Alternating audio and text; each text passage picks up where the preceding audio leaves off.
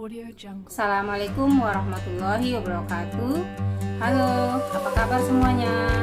Jumpa lagi dengan saya pada mata pelajaran ekonomi kelas 12. Pada video sebelumnya saya sudah membahas materi konsep persamaan dasar akuntansi. Nah, pada video kali ini saya akan menyampaikan materi pencatatan dalam persamaan dasar akuntansi. Silakan ditonton.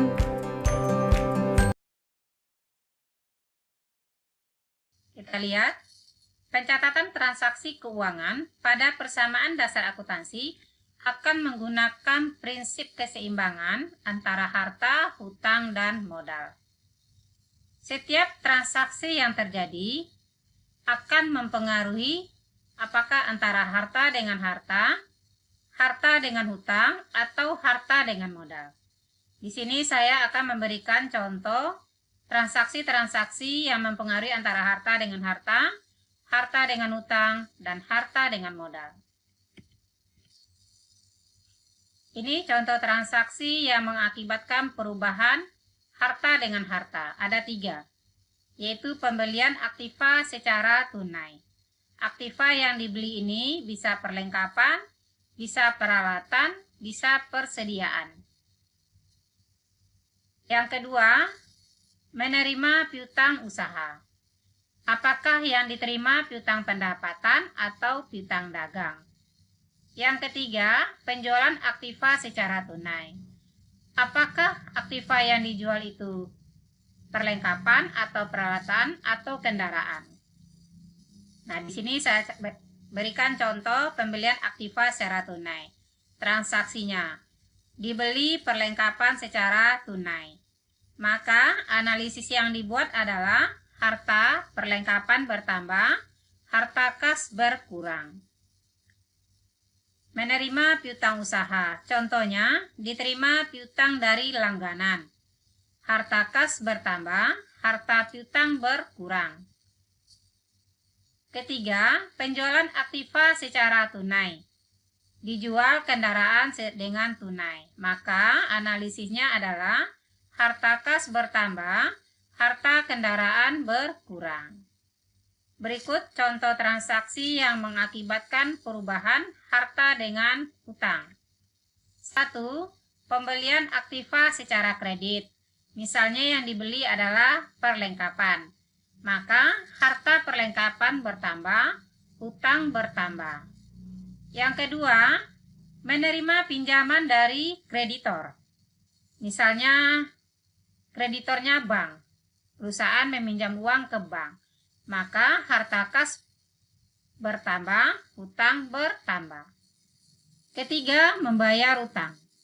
Dibayar utang ke bank, maka analisisnya harta kas berkurang, utang berkurang.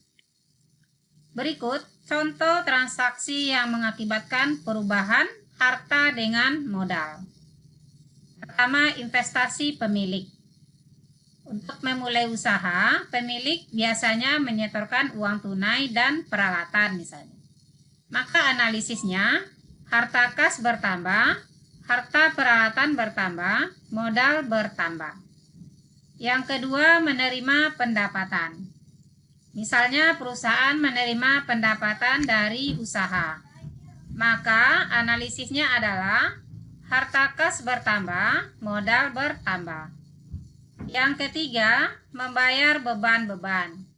Misalnya, membayar beban air, listrik, dan telepon. Analisisnya, harta kas berkurang, modal berkurang. Contoh yang keempat adalah prive. Prive adalah pemilik mengambil uang untuk keperluan pribadi. Maka harta kas berkurang, modal juga berkurang. Sekarang, laporan keuangan. Tujuan akhir suatu perusahaan melakukan kegiatan usaha adalah membuat laporan keuangan. Tujuannya supaya pimpinan perusahaan mengetahui apakah perusahaan yang dipimpinnya memperoleh laba atau rugi, mengalami kenaikan atau penurunan. Ada 4 laporan yang dibuat. Yang pertama harus laporan laba rugi. yaitu untuk mengetahui setelah berusaha sekian bulan apakah perusahaan memperoleh laba atau rugi atau pulang pokok. Titik impas. Laporan yang kedua, laporan perubahan modal. Apakah perusahaan modalnya mengalami penambahan atau pengurangan setelah menjalankan kegiatan. Yang ketiga, neraca. Ini untuk melihat apakah aktiva sama dengan pasiva. Apakah hartanya sama dengan utang tambah modal. Yang keempat, laporan arus kas. Uang kas itu sumbernya dari mana saja dan pengeluarannya untuk apa-apa saja. Ini namanya laporan arus kas. Jadi laporan keuangan yang dibuat harus berurutan. Pertama, laporan laba rugi, laporan perubahan modal, laporan neraca, dan laporan arus kas. Ini bentuk laporan laba rugi ada dua, bentuk single step dan multiple step. Kalau single step, penghasilan usaha dan di luar usaha disusun satu kelompok dengan beban dan pendapatan dan beban di luar usaha. Ini pendapatan dan beban di luar usaha. Jadi disatukan ya di satu kelompok. Biasanya ini kita buat di siklus akuntansi perusahaan jasa. Kalau multiple step, penghasilan ataupun beban dipisah dengan cara terperinci antara penghasilan dan beban usaha dengan penghasilan dan beban di luar usaha. Nanti kita akan membuktikan ya bagaimana bentuk laporan laba rugi dengan multiple step pada siklus akuntansi perusahaan dagang. Sekarang bentuk neraca. Bentuk neraca yang akan kita buat ada dua, bentuk stafel dan bentuk kontrol. Bentuk stafel yaitu bentuknya menurun. Bentuk kontrol ke samping. Jadi ada perbedaan. Sekarang rumus-rumus untuk mengetahui neraca, laba rugi, modal akhir. Kalau perusahaan memperoleh laba, maka modal awalnya akan bertambah. Kalau perusahaan memperoleh rugi, maka modal awalnya akan mengalami penurunan. Prive akan mengurangi modal akhir tadi. Sekarang kita praktek membuat analisis dan persamaan dasar akuntansi. Ini contoh soalnya. Tanggal 1 menyetorkan uang tunai 12 juta, peralatan 5.500.000. Kita tentukan terlebih dahulu perubahannya yang terjadi antara harta dengan harta atau antara harta dengan utang atau antara harta dengan modal. Kita tentukan. Di sini transaksi yang terjadi adalah antara harta dengan harta. Kita buat analisisnya. Harta kas bertambah, harta peralatan bertambah, modal bertambah. Jadi antara aktiva dengan pasiva harus selalu sama. Harta termasuk aktiva, modal kelompok pasiva. Jadi harus sama. Kita buat tabel persamaan dasar akuntansi. Kalau analisisnya sudah ada, kita tinggal memindahkan angka dari analisis ke tabel di sini. Di sini kita harus memiliki sikap cermat supaya tidak salah dalam memindahkan angka-angka. Harta kas bertambah 12, harta peralatan bertambah 5.500.000, modal bertambah 17.500.000 rupiah. Harus selalu sama antara aktiva dengan pasiva. Contoh yang kedua, transaksi tanggal 10. Kita tentukan yang berpengaruh adalah harta dengan harta. Harta perlengkapan bertambah, harta kas berkurang karena membeli secara tunai. Maka persamaan dasar akuntansinya kita pindahkan saldo tanggal 1 tadi, kita tinggal memindahkan. Baru kita buat transaksi tanggal 10. Nih. Kas perlengkapan bertambah 800, kita pindahkan. Kas berkurang 800. Dalam akuntansi, kalau berkurang, kita buat tanda kurung. Artinya di sini kasnya mengalami pengurangan.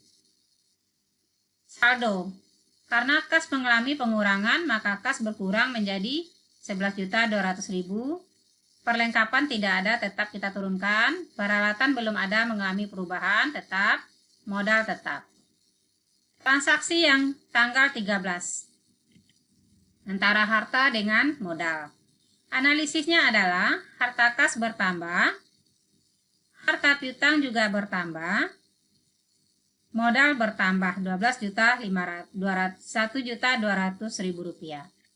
Jadi aktiva dengan pasifa selalu sama.